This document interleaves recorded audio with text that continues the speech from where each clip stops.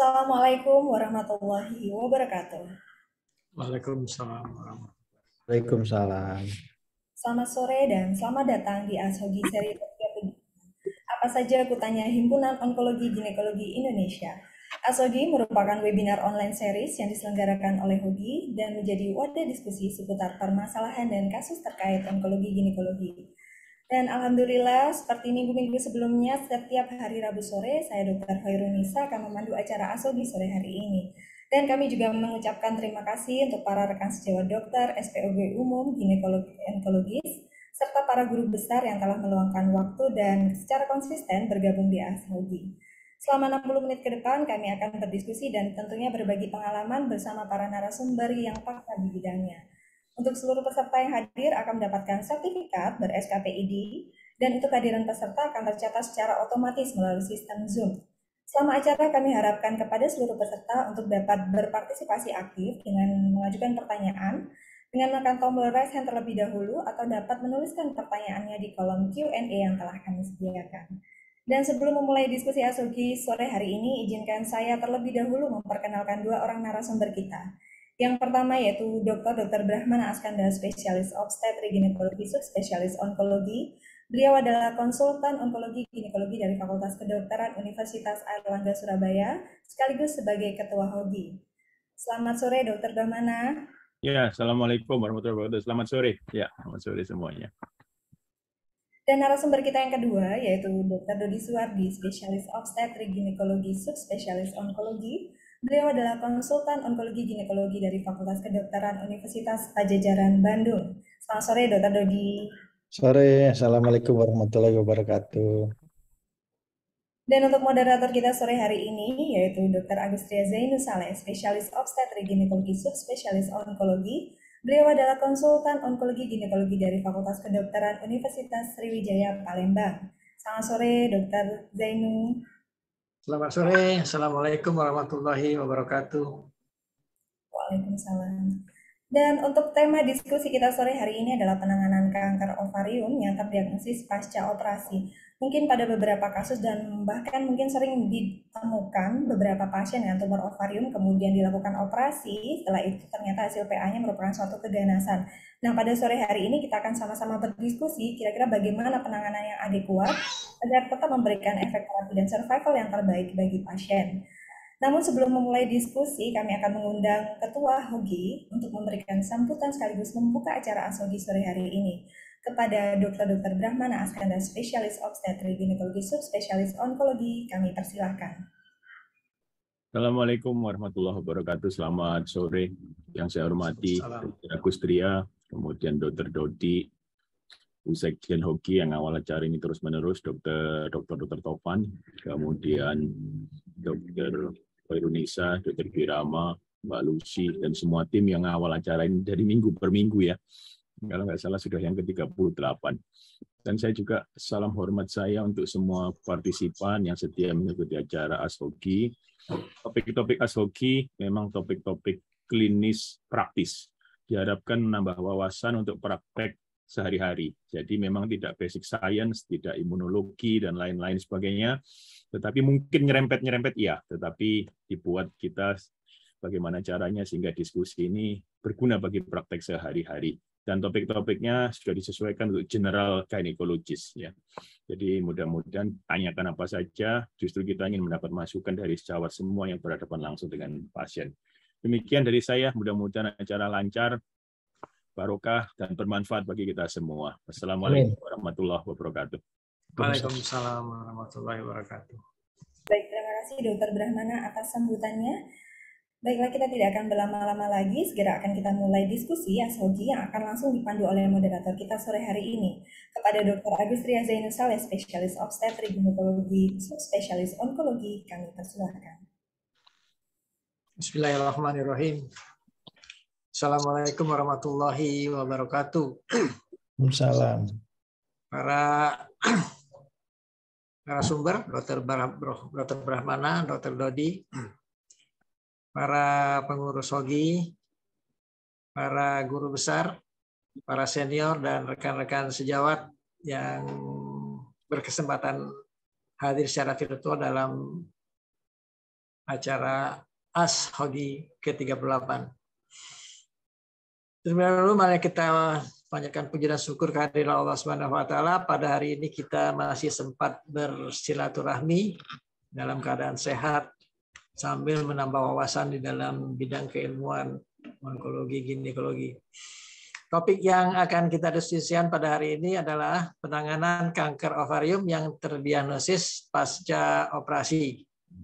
Sudah hadir dua narasumber kita, yaitu Dr. Brahmana Skandar, SPOG konsultan onkologi ginekologi, dan Dr.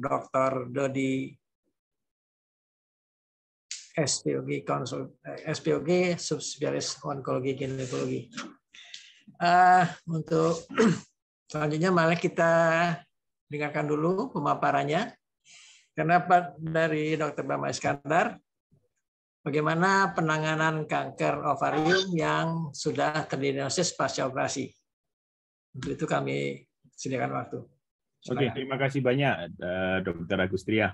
Salam hormat untuk semua partisipan. Saya izin share screen untuk memberikan modal diskusi saja, ya, artinya ya. Bentar, mohon waktu saya.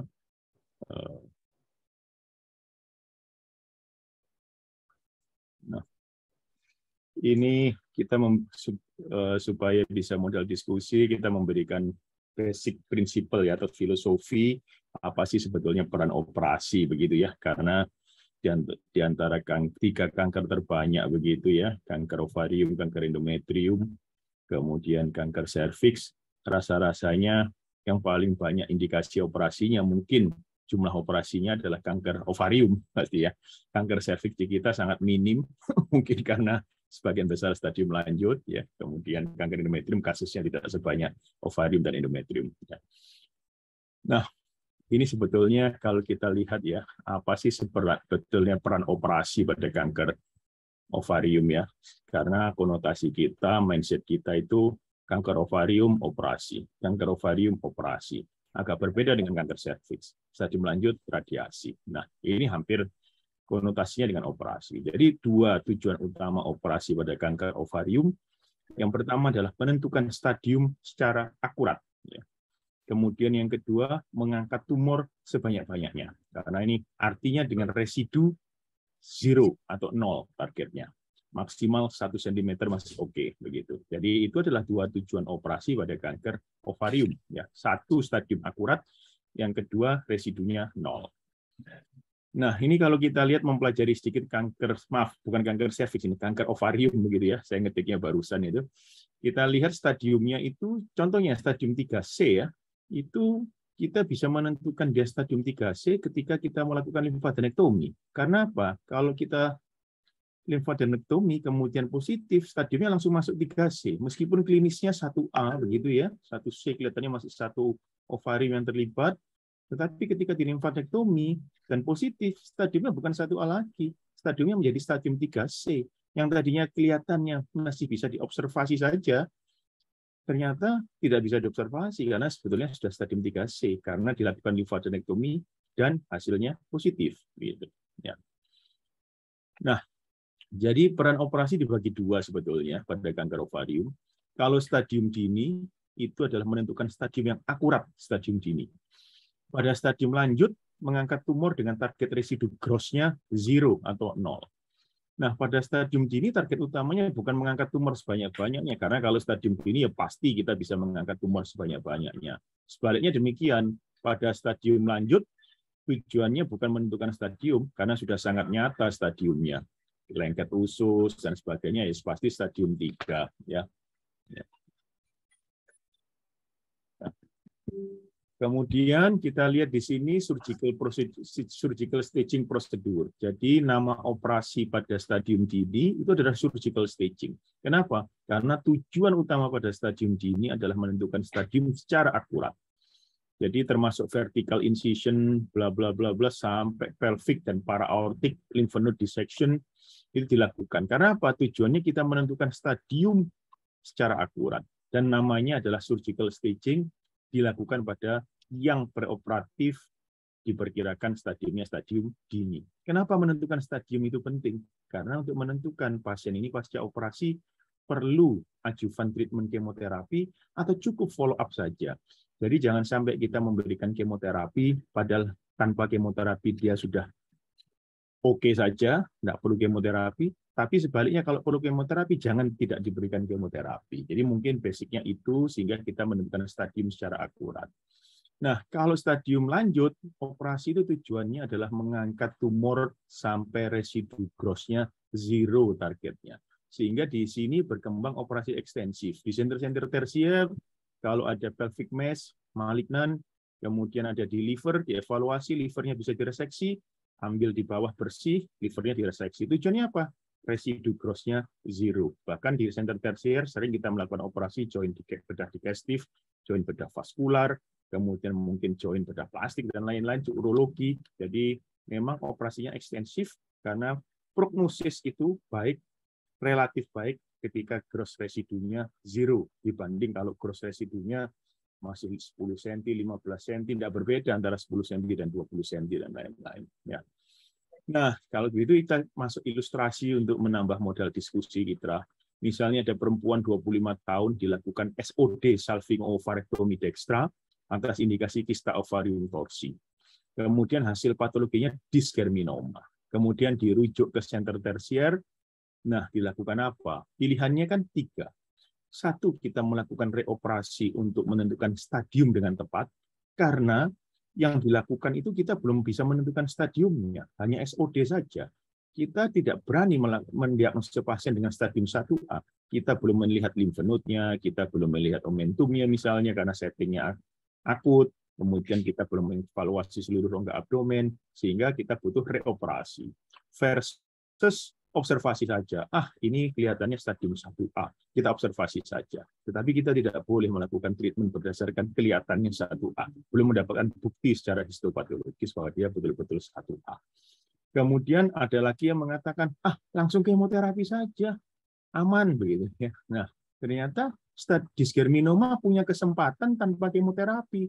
Disgerminoma stadium 1A tanpa kemoterapi, hanya follow up. Kalau kita cenderung memberikan kemoterapi, berarti kita memberikan kemoterapi yang harusnya tidak perlu. Put the patient in danger, karena danger pasien mendapat efek kemoterapi jangka pendek maupun jangka panjang, misalnya leukemia dan lain-lain sebagainya.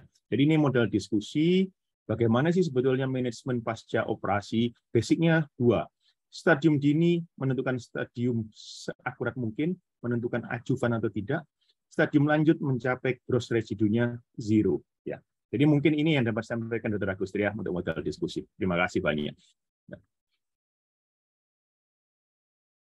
Masih belum dengar, Dokter.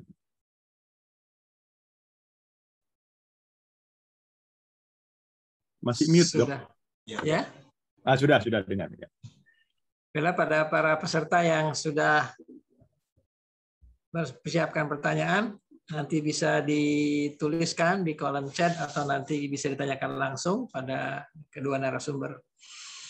Baiklah, kita berlanjut untuk mendengarkan pemaparan dari narasumber yang kedua, yaitu dari Dr. Dodi Suwardi, SPOG, subspesialis onkologi ginekologi. Dr. Dodi, kami persilakan. Terima kasih Dr. Agustria, salam sehat untuk semuanya. Izin share screen sebentar, sedikit melengkapi atau menambahkan apa yang sudah disampaikan oleh Dr. Brahmana.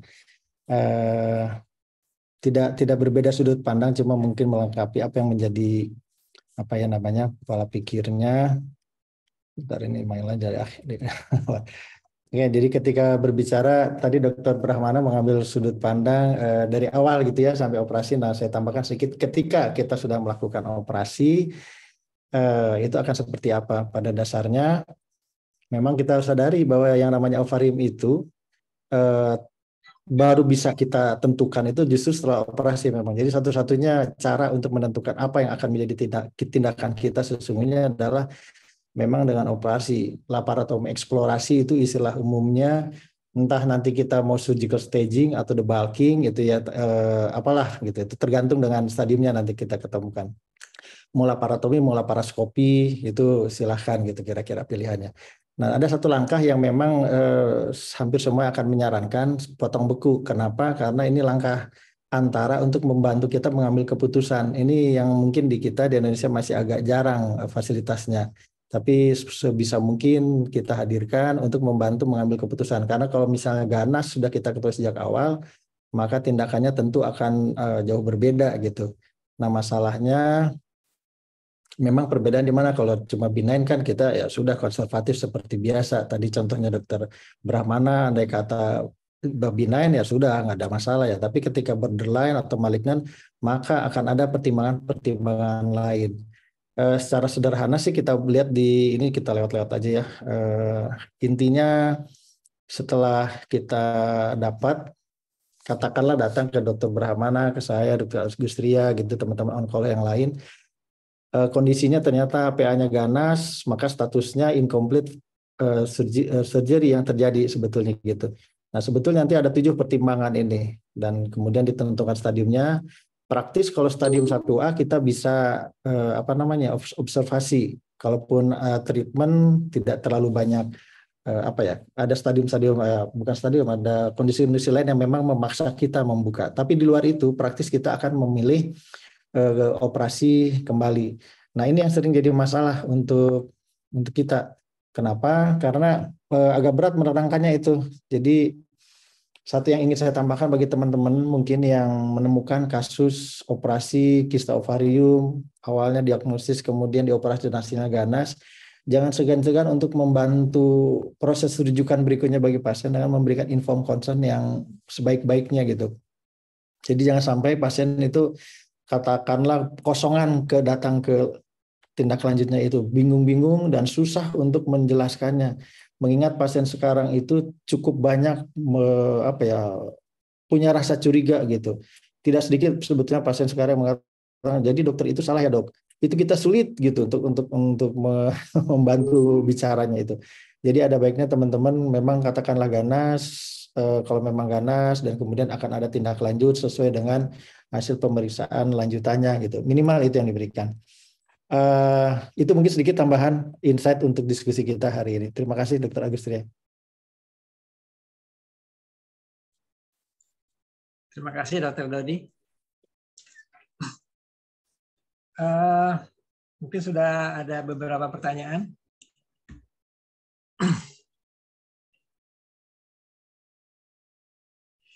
Ini ada pertanyaan dari Dr. Gunawan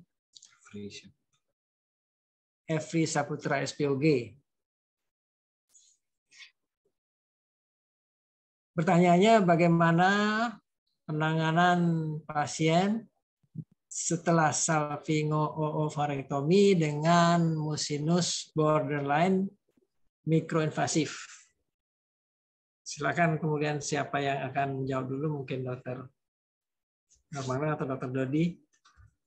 Ya, mungkin bisa diperjelas ya. Tadi coba ini umur berapa, kemudian itu karena penting umur itu kadang-kadang untuk menentukan treatment. Tapi oke lah, coba kita jawab ya.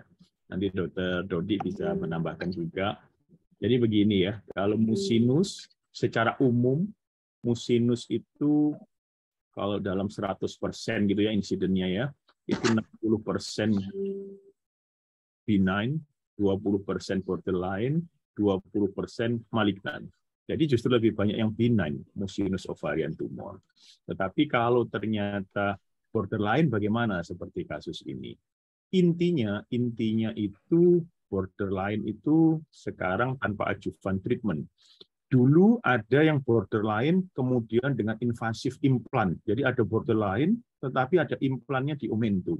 Zaman dulu dikatakan kanker ovarium borderline dengan invasif implan. Tetapi definisi baru sudah bukan invasif implan, kita nyebutnya sudah kanker ovarium low grade serous, ini low grade serous ovarian cancer. Nah, dalam kondisi seperti ini, kalau sudah dia masuk cancer, tetap treatmentnya seperti cancer. Kembali ke kasus ini, mucinous borderline dengan microinvasif. Nah, secara umum kita harus menentukan. Kelihatannya mungkin dini ini mungkin dalam arti sama seperti kita merujukan. Tetapi alangkah baiknya kalau memang unstage artinya tidak ada stadiumnya karena belum dilakukan surgical staging prosedur, lymphadenectomy dan lain-lain sebagainya. Maka kalau belum ada indikasi yang kuat, kita melakukan kemoterapi atau kita sebetulnya harus memberikan kemoterapi, maka dilakukan resurgery memang. Jadi dalam kondisi-kondisi yang belum ada indikasi operasi, kita justru lebih berat. Nah, ini sudah ada indikasi kemoterapi atau tidak ini. Nah, kita lihat mikroinvasif, hati-hati. Mikroinvasif itu harus dinilai ulang seberapa mikroinvasifnya, apakah menembus kapsulnya dan lain sebagainya. Nah, kalau seperti ini kita masih ragu. Saya mau memberikan kemo, oh ini mikroinvasif. Kemudian yang tidak kemo, oh ini ada kesempatan loh tanpa kemo ini. Kalau surgical staging prosedurnya limfadenektomi bla bla bla hanya satu ovarium dan terbukti 1A atau mungkin 1B, ya kita bisa tanpa kemoterapi. Nah, kita dalam kondisi begini kita harus menjelaskan ke pasien pilihannya demikian. Kita jujur saja kepada pasien, Bu, apa yang dilakukan dokter sebelumnya ini sudah sangat tepat. Itu harus dikatakan, itu kunci itu. Jadi tidak ada menyalahkan dokter sebelumnya. Ini sudah betul, ini langkahnya. Kita harus ekspresi positif, ekspresi tidak boleh menyesalkan begitu ya. Waduh, ini nggak boleh. Jadi ekspresi kita positif. Ini yang dilakukan sudah sangat betul ini. Nah, hanya saja ibu ada kesempatan tanpa kemoterapi kalau kita lakukan operasi untuk menilai kelenjar getah beningnya, omentumnya, peritoneumnya, seluruh permukaan rongga abdomen kita evaluasi. Kalau ibu betul-betul stadiumnya memang 1A dengan semuanya lainnya itu negatif, berarti ibu bisa tanpa kemo, hanya follow up saja. Dan kalau ternyata positif, ibu harus kemoterapi. Itu pilihan pertama. Pilihan kedua, dok, saya tidak mau reoperasi. Ini kan sering ini, tidak mau reoperasi ya. Nah, kalau tidak mau reoperasi, kita hati-hati dengan kasus mikroinvasif. Paling tidak kita melakukan imaging lah, melakukan imaging, MRI lah atau CT scan.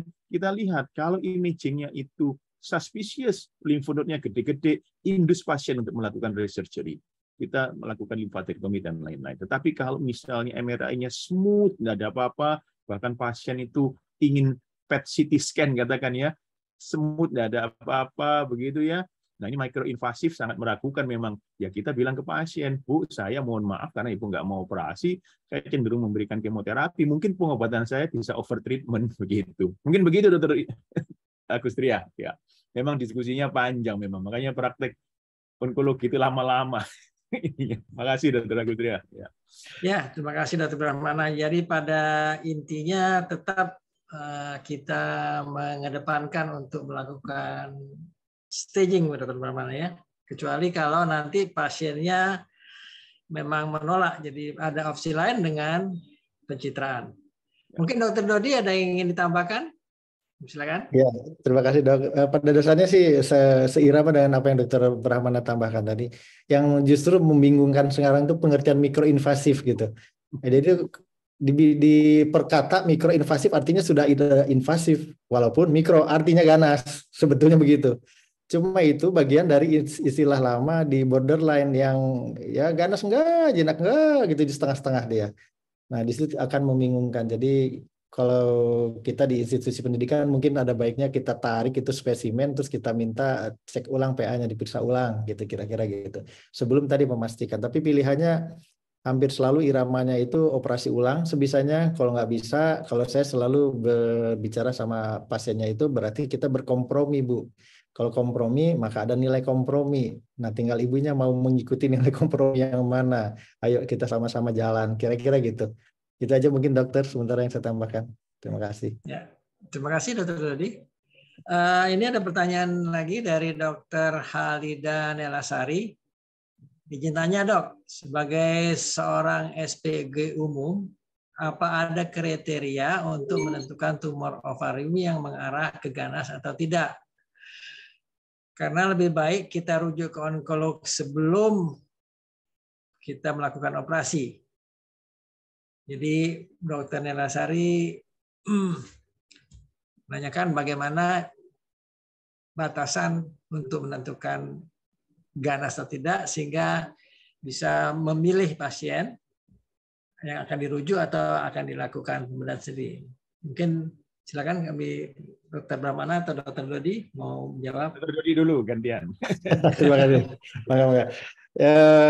Akhir-akhir ini kita lebih menyukai menggunakan USG pendekatan karena hampir semua kita SPOG pasti punya USG deh. Disuruh periksa yang lain agak mikir-mikir gitu. Jadi kita menggunakan itu dan kemudian menyarankan IOTA. IOTA itu kalau dilihat dari basis datanya memang cukup bagus untuk screening, walaupun masih mungkin salah gitu ya. Kemudian di IOTA juga ditambahkan kalau memang diperlukan C125. Jadi masih seirama dengan apa yang sering kita lakukan gitu. Dan itu hasilnya cukup bagus. Akhir-akhir ini kita lihat dibanding dengan kita harus mencoba macam-macam, juga nilai prediksinya tidak lebih tinggi gitu. Jadi itu mungkin jawaban seininya ya. Jadi saran kita sih IOTA saja yang gampang dengan USG.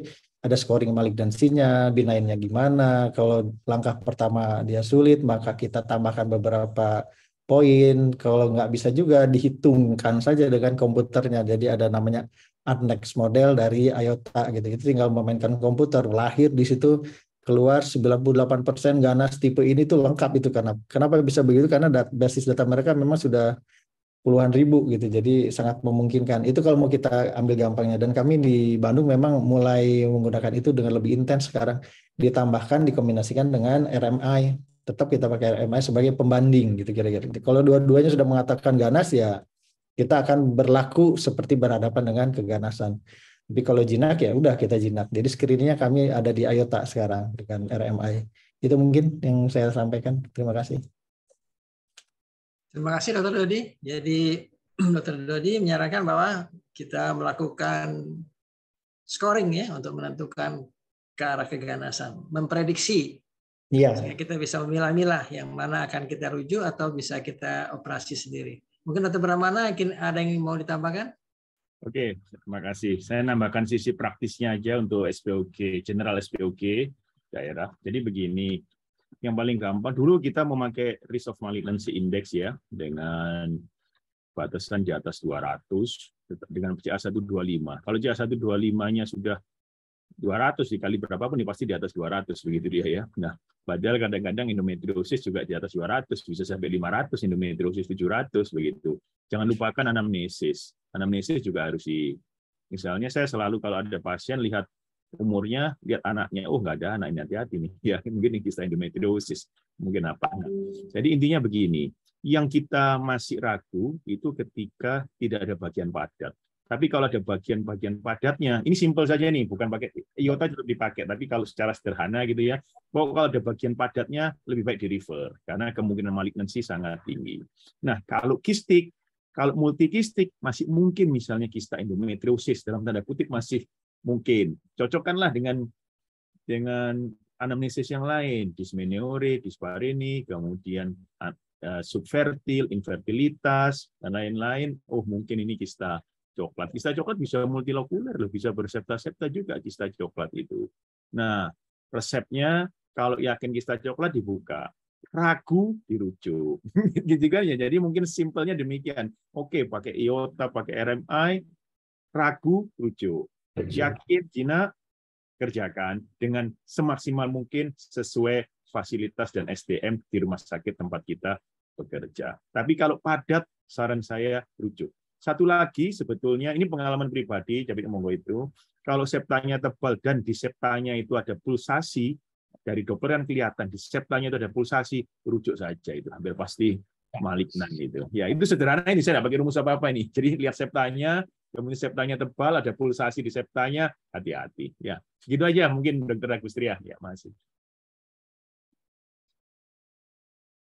Ya, terima kasih Dr. Brahmana. Jadi Dr. Brahmana memberikan tips-tips yang praktis ya, yang bisa kita lakukan dengan USG sehingga lebih memudahkan. Ini ada pertanyaan dari Dr. Susana Suryadi. Selamat siang, dokter. Ini pertanyaannya untuk Dr. Brahmana. Pada pasien usia 24 tahun, nulli gravida, masih ingin hamil. Apakah masih ada untuk konservatif surgery bila intra-op ada pembesaran KGB? Terima kasih. Mungkin ditujukan pada Dr. Brahmana. Oke, terima kasih. Jadi kalau pada kondisi begini, mungkin saya tambahkan pertanyaannya supaya lebih fokus ya. Nah, intraop pembesaran KGB itu berarti intraop ya, jadi bukan preoperatif ya. Lain cerita nih kalau preoperatif, kita bisa diskusi banyak dengan pasien nih kalau preoperatif. Itu yang membuat preoperatif yang bagus itu sebetulnya kita bisa berbuat lebih banyak. Oke lah, tapi kelihatannya settingnya ini intraoperatif, mungkin suspek ovarium, belum pernah punya anak, nulliparity, kemudian di limfadenektomi. Nah, kalau seperti kondisi demikian, masih mungkin konservatif atau tidak? Syarat konservatif fertility sparing surgery, istilah kita fertility sparing surgery pada si ovarium, itu syaratnya early stage. Tapi kalau misalnya sudah ada lymph node-nya besar, lymph node besar saja tidak cukup menyatakan malignansi. Lymph node besar itu bukan semua lymph node yang besar pasti malignansi. Itu harus di patologi. Nah, kalau patologinya menyatakan malignan, maka terpaksa tidak ada tempatnya sebetulnya kita melakukan fertility sparing surgery. Kalau pasien yang ngotot, itu atas preferensi pasien, informed consent-nya harus detail itu.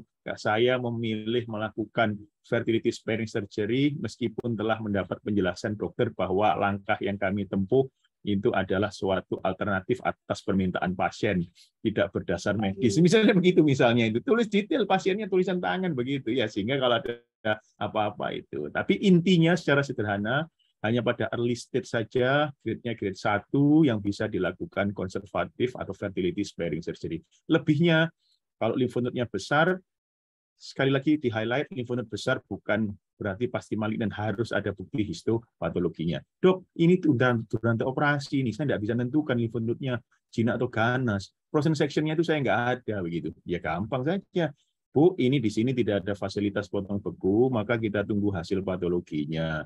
Kalau hasil patologinya ternyata lymph node-nya itu positif, maka ibu stadium 3 nanti tidak pada tempatnya dilakukan konservatif atau dirujuk begitu. Jadi sebetulnya apa yang kondisi kita jelaskan secara jujur ke pasien bahwa tidak ada potong beku dan lain-lain. Mungkin gitu Dr. Agustria masih. Terima kasih Dr. Brahmana. Jadi pada prinsipnya kita menunggu hasil PA. Kalau memang ganas ya aku langsung dirujuk. Dr. Dodi ingin menambahkan? Boleh dokter. Jadi saya sedikit menambahkan, kata kuncinya sebetulnya tadi kita kompromi kalau memang mau dikompromikan, karena saya punya kasus baru 2 minggu yang lalu partus perfagidam spontan pada pasien sel ovarium stadium 3 yang kita konservatif. Tapi kenapa kita konservatif? Pertanyaan jadi begitu. Ya karena tadi pasiennya meminta dan kita harus kompromi. Jadi kita operasi, kita bersihkan. Konservatif kan berarti hanya pengertiannya itu uterus dan ovarium satu lagi ditinggalkan, yang lainnya kita sikat bersih lah gitu. Di stadium 3, kemudian kita lagi kemo hamil, ya kemonya lanjut, hamilnya lanjut gitu. Partusnya spontan. Jadi sebetulnya bisa begitu. Tapi tadi ada kondisi yang memang kita harus kompromi. Jadi pasiennya harus ngerti dulu bahwa dia menempuh bahaya besar gitu. Jangan sampai nanti nyalain ke kita lagi. Padahal itu pilihan dia dan memang harus betul-betul pilihan dia. Jadi itu mungkin yang saya ingin tambahkan, Dr. G, bahwa sebetulnya bisa dan memang bisa gitu. Hanya tadi perlu pengertian yang memang bagus dari pasiennya juga. Terima kasih. Terima kasih. Jadi intinya memang kita perlu melakukan kompromi dan informed consent yang sebaik-baiknya. Ini ada pertanyaan lagi dari Dr. Rusianti. Pada usia reproduksi kapan seorang pasien ovarium boleh hamil lagi? Atau maksudnya setelah berapa lama setelah pengobatan atau bagaimana nih? Apakah boleh diberikan induksi ovulasi pada pasien ovarium yang ingin hamil lagi? Oke. Silakan. Terima kasih Dr. Rusianti. Dr. Rusianti dari Ombok atau NTB nih ya. Nah, jadi begini. Intinya ovarium, misalnya toh kita melakukan fertility sparing surgery ya, misalnya umur 30 belum punya anak, kita konservatif surgery, kemudian dia hamil. Pasca hamil itu kita tetap lakukan definitive treatment loh, bukan dia ditunggu doang begitu bisa sampai usia menopause kemudian tanpa dilakukan operasi, enggak.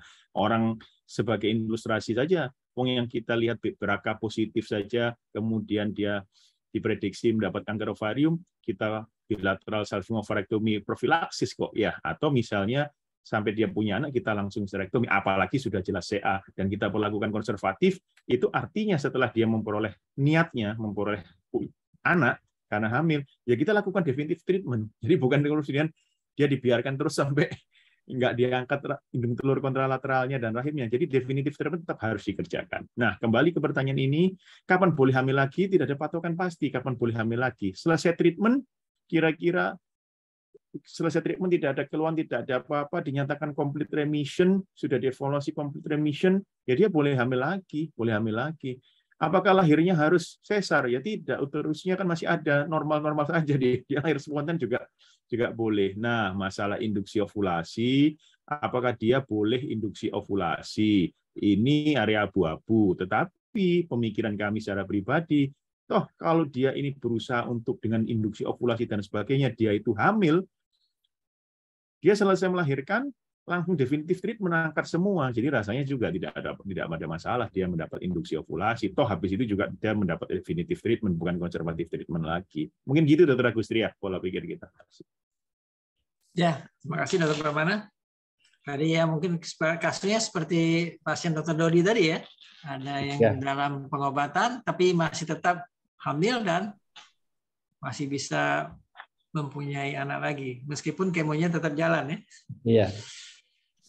Dokter Dodi ingin tambahkan lagi? Nggak setuju dengan Dokter Barma, cuma mengingatkan lagi bahwa ketika kita kasih ruang untuk kompromi, nah betul-betul berpegang pada kompromi itu, jangan dibiarkan terus. Itu namanya membiarkan orang celaka gitu. Jadi ketika hamilnya sudah, agak inform consent maksa, walaupun sebagian mungkin nggak mau ya, tapi kita harus maksa dia untuk menyelesaikan pengobatannya gitu. Itu aja Dok. Pertanyaan lagi tadi ya, kalau dia sudah kita selesaikan pengobatannya, langsung kita usahakan hamil, baik dengan perbantuan atau apa, kita menunggu sampai dia hamil spontan? Oh, kalau saya tergantung ininya juga Dok, ada agak-agak apa ya, pasien kadang-kadang ada modelnya sendirilah gitu. Selalu akan kita mintakan mereka secepat mungkin. Kalau secara pribadi saya akan ngasih waktu kira-kira 3-6 bulan lah untuk mencoba mandiri ya. Lebih dari itu ya harus dibantu gitu. Kita konsul karena terlalu berisiko membiarkan ovarium gitu ya tidak diselesaikan terlalu dalam waktu yang cukup lama gitu. Jadi ya itu mungkin Dok. Ya, jadi karena tadi objektifnya adalah hamil ya, maka hamilnya dipercepat ya. Iya. Dan setelah selesai hamil, maka treatment harus diselesaikan dengan melakukan pengangkatan jaringan tumornya lagi ya. Baiklah, ada pertanyaan lagi ini dari Dr. Hardiknas Stephen. Pada pasien-pasien yang didiagnosa dengan neoplasma ovarium untuk SPOG daerah di mana tidak ada penunjang imaging selain USG tanpa laboratorium tumor marker, bagaimana menilai neoplasma seakurat mungkin sebelum melakukan tindakan operasi? Oke, terima kasih. Ya, silakan. Saya coba menjawab Dr. Agustria ya, begini ya. Untuk sekedar informasi, di luar negeri nih, negara maju lah saya nyebutnya ya, itu semua pengobatan kanker itu centralized. Kenapa centralized? Ya karena infrastrukturnya mudah, pasiennya mampu untuk dirujuk, begitu ya. Jadi kita kan tidak sesimpel itu ya. Misalnya pasiennya BPJS, kan pasiennya doang BPJS. Lah yang nganter kan perlu makan, perlu transportasi, dan lain-lain sebagainya. Nah ini kan ya memang tidak bisa diselesaikan dengan mengadop murni dari luar. Oke, kalau gitu kita pilah lagi mana yang bahaya, mana yang tidak kita tangani di tempat kita. Intinya kuncinya adalah komunikasi dengan pasien. Kalau misalnya ekstrimnya kita tidak bisa merujuk, kerjakan aja apa yang bisa kita kerjakan dengan yang terbaik. Misalnya katakan ada ovarium kanan gitu ya. Oke, diangkat, kemudian ovarium kanan saja diangkat, kemudian pada saat operasi bantulah kita melihat kondisi abdomen secara keseluruhan, omentumnya bagaimana, periodontumnya bagaimana, ada nodul atau tidak. Nah, kemudian kalau misalnya pasien perlu dirujuk, kalau diberikan informasi telah kami lakukan SOD, inspeksi pada saat operasi, tidak ada nodul di tempat lain, dan itu sebagai informasi yang sangat berharga. Plus kita harus deal dengan pasien, Bu, ini saya operasi dengan kondisi kita yang terbaik yang bisa kita kerjakan. Kemungkinan pasca operasi tetap harus dirujuk. Nah, kalau dengan keterbatasan alat, ragu-ragu jinak atau ganas, lebih baik sekonservatif mungkin. Kita lebih gampang reopen, menjelaskan reopen untuk mengangkat uterus dan kontralateral dibanding diangkat semua, ternyata pasiennya jinak dan belum mau diangkat sebetulnya begitu ya. Jadi artinya kalau kondisi minimalis, ya sekonservatif mungkin, edukasi, agreement sebaik mungkin. Bahwa ini yang saya kerjakan adalah sekonservatif karena kita punya keterbatasan, tidak ada potong beku, tidak ada modalitas lain untuk membuat lebih akurat. Saya kerjakan sebisanya, Bu, tapi siap dirujuk. Itu enggak apa-apa, enggak masalah, mau agreement gitu kan. Mau dirujuk susah, ya kecuali kalau orang itu gampang dirujuk. Nah, kembali lagi memilahnya bagaimana? Ada IOTA, Simple Rules, itu nanti coba di googling aja. Mau pakai RMI boleh, mau pakai cara praktis. Kalau saya lihat aja ada nodul padat, bahwa ada padat langsung dirujuk saja, atau di septanya tebal ada vaskularisasi dari dokter langsung dirujuk saja. Misal bisa dirujuk. Jadi demikian mungkin Dr. Agustria. Terima kasih. Ya, baik. Terima kasih Dr. Brahmana. Jadi pada prinsipnya para konsultan tidak berkeberatan ya kalau SPOG melakukan operasi, tapi ternyata kemudiannya, tapi tetap ya dengan inform consent yang baik dan sekonservatif mungkin ya yang bisa dikerjakan. Mungkin Dr. Dodi ada tambahan? Menambahkan ini mungkin tadi IOTA sudah, kita screening ketika operasi. Kalau kita ingat sebetulnya ke BSS, kita itu diajarin untuk omentektomi dan appendektomi sebetulnya di BSS 1 itu. Jadi kalau saya sih sama residensi di Bandung, disuruh aja tuh omentektomi dan appendektomi, kita ada di situ. Kenapa? Karena ketika di daerah yang memang jauh dari siapa-siapa, tindakan yang sederhana itu sudah cukup membantu, karena praktis yang akan saya tambahkan paling limfadenektomi gitu, atau tambahan keterangan juga nggak jadi berat gitu, kayak gitu. Jadi ada beberapa tindakan bantuan yang cukup nyaman dikerjakan oleh teman-teman sekalian gitu SPOG. Appendektomi sebetulnya itu kompetensi umum gitu ya. Terus omentektomi itu kompetensi dasar aja itu sebetulnya. Cuma nggak tahu kenapa jadi ditakuti. Mungkin karena tidak terbiasa saja. Jadi kalau teman-teman yang memang dari awalnya sudah merancang diri di daerah cukup jauh gitu ya, belajar operasinya itu sampai ke sana gitu, jangan nanggung-nanggung. Lumayan itu menghemat waktu sedikit gitu, jadi nggak terlalu cepat tumbuh tuh kalau kanker juga gitu kira-kira. Itu aja tambahannya lah.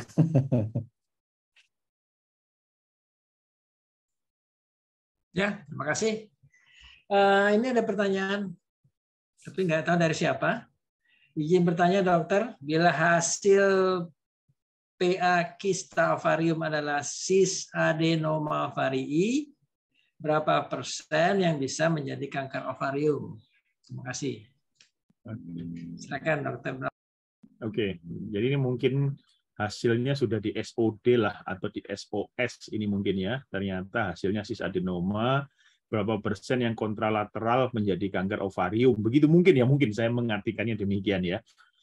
Jawabannya ya sama dengan populasi umum ya. Jadi yang kiri cis adenoma ovari, yang kanan ovariumnya kemungkinan menjadi CA sama dengan ovarium kanan pada populasi umum yang tidak cis adenoma sebelah kirinya. Misalnya demikian, Dok. Jadi jawabannya sih tidak correlated karena cis adenoma itu benign kalau dia proven cis adenoma. Jadi kemungkinan menjadi kanker ya kecil, kemungkinan menjadi kanker. Mungkin demikian Dr. Agustria. Ya.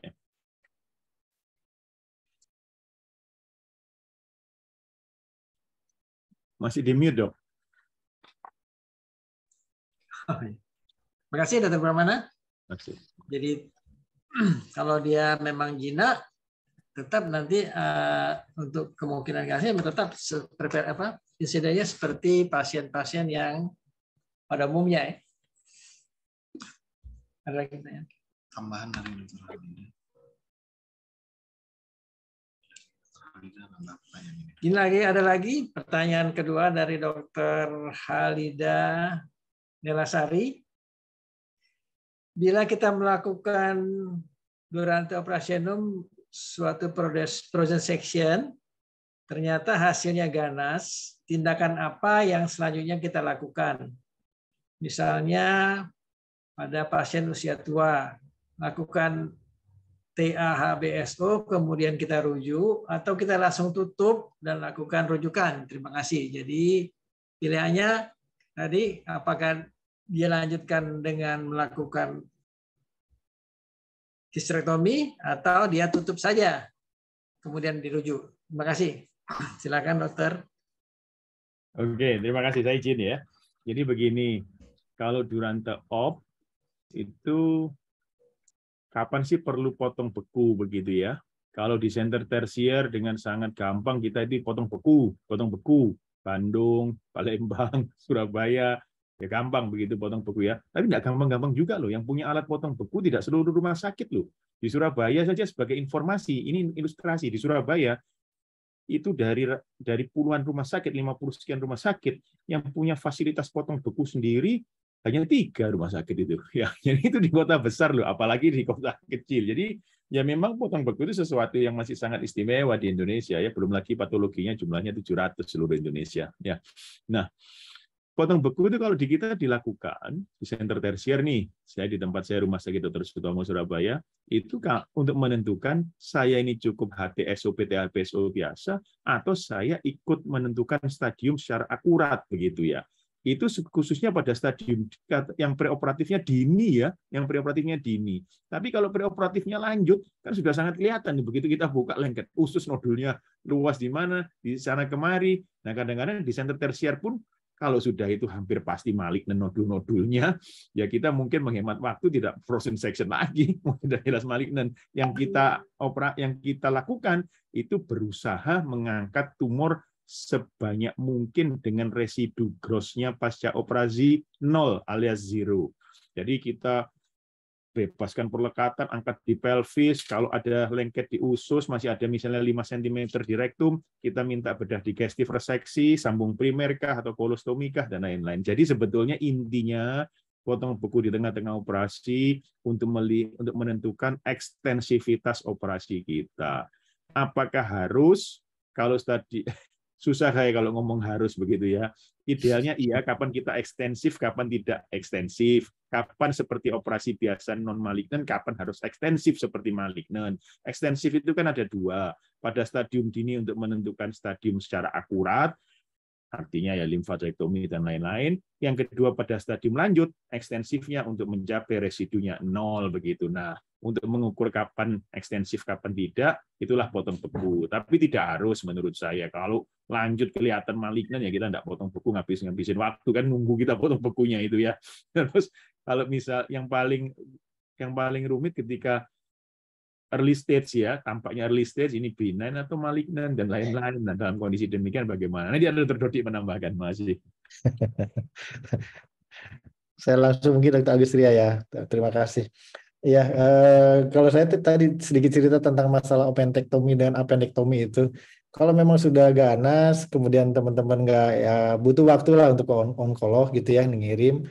Kan kadang lebih sering tidak mungkinnya memanggil Dokter Brahmana, memanggil saya Dokter Agustria itu dipanggil intraop gitu. Lebih mungkinnya itu nggak datang gitu dibanding dengan datang. Jadi kasusnya harus dibuat logis aja. Pasti ditutup. Nah sebelum tutup, kalau bisa appendektomi, ya appendektomi aja.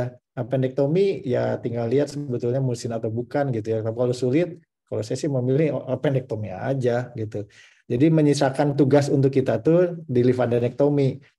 Tadi lumayan itu menghemat keparahan lah gitu ya, agak-agak tertunda dikit dengan segala macam alasannya itu masih dimungkinkan walaupun tetap harus semakin secepat mungkin.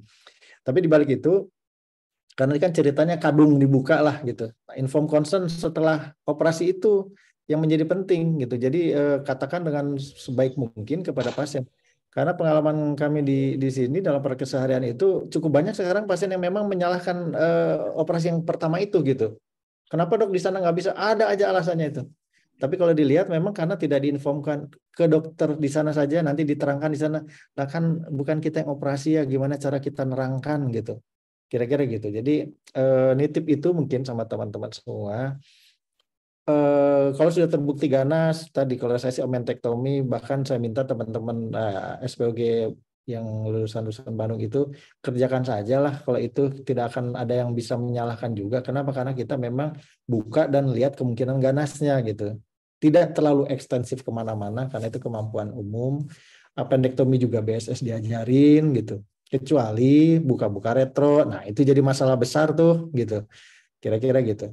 Itu mungkin sedikit tambahan. Karena sekarang memang mohon teman-teman inform concern yang baik gitu pasca op kalau memang ada ketemu kasus-kasus begini. Terima kasih, Dok. Terima kasih. Ini ada yang raise hand, Dr. Icu Kristianto ya. Dr. Icu ingin mengajukan pertanyaan langsung, silakan.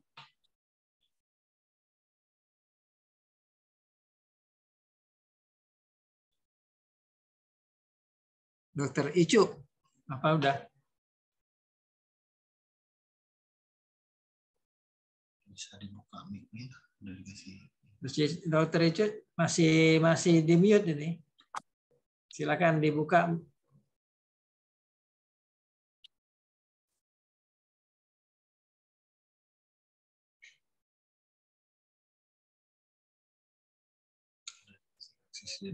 Katanya belum respon, Dok. Mungkin kepencet. Oh ya, mungkin sudah salah pencet nih. Kita masih punya waktu 8 menit. Masih ada yang ingin bertanya dari para peserta webinar?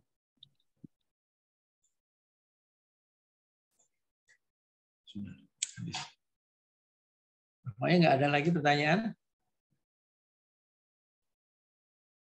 Mungkin. Kalau nggak ada pertanyaan, saya ingin nambahkan, Dok. Ya. Mungkin Silakan, Dr. Pramana. untuk message para general gynecologist ya. Jadi kalau kita lihat CA ovarium itu kan terbagi menjadi 3 golongan utama ya. Satu tipe germinal, yang kedua tipe epitelial, yang paling sedikit tipe sex cord ya. Nah, tipe germ cell itu terutama pada usia muda, kurang dari 30 tahun. Kalau lebih dari 30 tahun hampir kurang dari 5% yang epitelial. Jadi germinal. Kemudian yang epitelial. Intinya kalau di bawah 30 tahun, kalau kondisi kita di tempat yang terbatas, lebih baik konservatif daripada agresif. Kita lebih baik reopen dari pasiennya itu diambil semuanya dengan perkiraan, hanya memperkirakan ganas begitu. Jadi ini message saja. Jadi dalam kondisi terbatas, tidak ada pemeriksaan yang potong bekulah dan lain-lain, patologi pun mungkin dikirim jauh dan lain-lain, konservatif karena lebih mudah reopen, dan itu harus diedukasikan kepada pasien.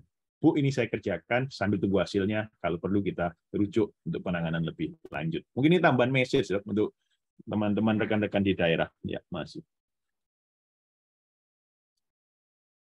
Baik, terima kasih Dr. Pramana. Mungkin Dr. Dodi ada pesan-pesan lagi kepada para sejawat lain, sejawat SPOG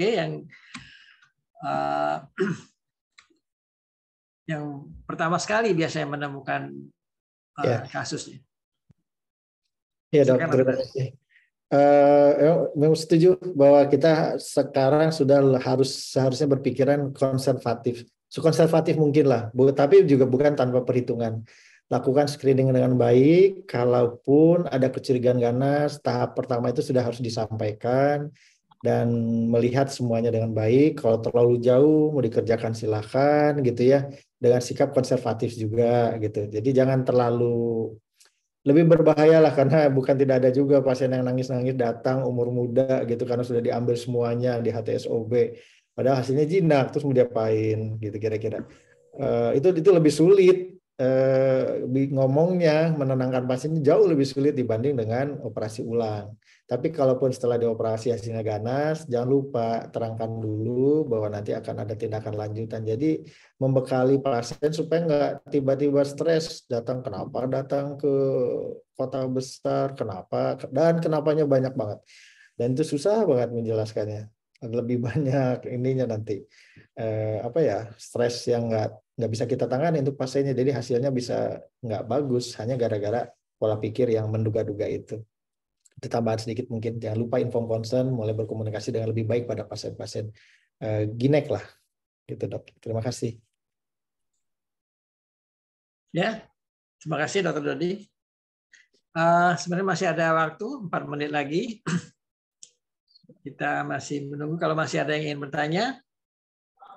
Kalau belum ada, saya boleh lagi dok, teringat Oh, saya. silakan Dr. Pramana. Jadi begini, kadang-kadang syawat-syawat itu kan ngirim ke kita ya, ngirim ke kita sudah pasca operasi ya. Nah itu jangan kaget. Kalau kita itu kadang-kadang menulis balik, kita perlu spesimen patologinya. Itu bukan apa, kita untuk mempelajari itu bukan artinya pemeriksaan patologi sebelumnya salah, tidak. Tetapi di center tersier dengan modalitas imunohistokimia dan lain-lain sebagainya, kita bisa mereview lebih baik, begitu aja, karena timnya lebih besar. Jadi kadang-kadang kita meminta spesimen patologinya untuk diperiksakan di center tersier untuk pemeriksaan imunohistokimia dan lain-lain, kalau misalnya jenisnya masih meragukan, grade-nya masih meragukan, dan lain-lain. Jadi mungkin teman-teman SPOG di daerah, jadi ya kadang-kadang kita meminta peminjaman selat itu sesuatu yang lumrah demi kepentingan untuk pasien, dan sama sekali bukan dengan intention, oh berarti sebelumnya keliru, tidak sama sekali. Ya, mungkin gitu Dr. Agustri ya, Mas. Ya, demikian tambahan dari Dr. Pramana. Mungkin Dr. Dodi, ada lagi yang mau ditambahkan? Saya nyambung-nyambung dokter mana aja deh, kita kasusnya kurang lebih sama. Jadi kenapa kita minta ulang? Karena memang bisa jadi kemo kasar sederhana, kemonya bisa jadi beda loh itu, gitu kira-kira. Jadi jangan, karena sekarang zamannya kita memberi kemo itu cukup detail sesuai dengan apa yang terjadi gitu. Jadi perbedaan genetik, mutasi gen yang berbeda itu akan memerlukan kemo yang berbeda pula sesungguhnya gitu. Dan itu agak tergambarkan dengan pemeriksaan yang agak sederhana lah, IHK gitu ya. Nggak perlu sampai kita genetika apa, mungkin masih susah gitu, kecuali kita kirim keluar dan pasiennya mampu. Nah, kalau yang IHK itu sudah cukup tuh membedakan kemo. Kapan kita pakai karbo, kapan kita nggak bisa, kapan kita harus pindah, kayak gitu-gitu. Itu mungkin. Jadi jangan takut dok, karena kita semuanya tidak pernah berusaha menjelek-jelekan teman-teman semua lah. Kita akan coba tuntut. Yang masalah itu pasien yang ngomong sendiri gitu. Jadi saya cuma nitip itu sama teman-teman semua. Jangan segan-segan inform consent saja. Jangan mengatakan saya salah juga, nggak perlu. Bahwa ini perlu tindakan lanjutan karena hasilnya kanker. Gitu aja deh. Pasiennya udah datang dengan senang gitu. Jadi kita gampang sama-sama memberi kemudahan gitu. Itu aja mungkin. Terima kasih. Saya nggak tahu Dr. Dodi, Dr. Agustri apa, masih ada pasien-pasien yang pasca operasi tapi tidak diperiksa patologi ya. Jadi kita patologi sangat penting itu ya. Kadang-kadang ada satu dengan patologi. Ada dok. Ya. Ada juga beberapa dari daerah-daerah gitu. Ya, saya paham itu. Saya paham karena keterbatasan pembiayaannya. Karena kita bayangkan spesialis patologi hanya 700 ya, artinya tidak selalu semua rumah sakit punya home dokter patologi. Kalau harus ngirim ke luar rumah sakit ini kan ada biaya itu ya. Jadi memang mudah-mudahan nanti terpecahkan. Ya kalau di Sumatera Selatan ini ya kan masih beberapa daerah yang transportasi masih sulit juga ya. Jadi untuk pengiriman itu menjadi masalah. Ada beberapa teman yang dilihat kelihatan makroskopisnya jinak ya tidak di patologi ya.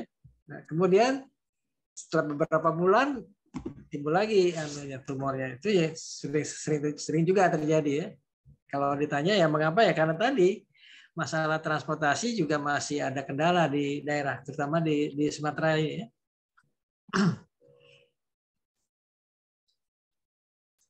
Ya, baiklah, jadi setelah waktu sudah habis, maka take home message-nya yang pertama adalah rekan-rekan para SPOG umum yang mendapatkan kasus dan ternyata tidak ada fasilitas untuk menentukan keganasan atau tidak, cukup dengan USG saja ya.